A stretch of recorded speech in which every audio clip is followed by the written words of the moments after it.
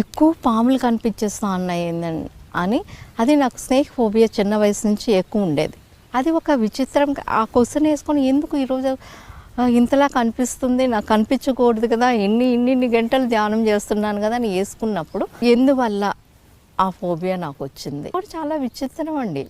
అంతవరకు అంటే అప్పుడు జరిగినట్టు ఉంది నాకు.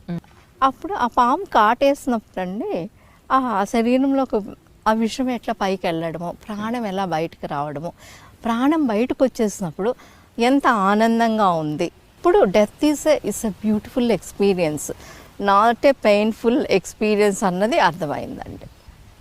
శరీరాన్ని వదిలి బయటకు వచ్చేసినప్పుడు ఇట్స్ ఎ బ్యూటిఫుల్ ఎక్స్పీరియన్స్.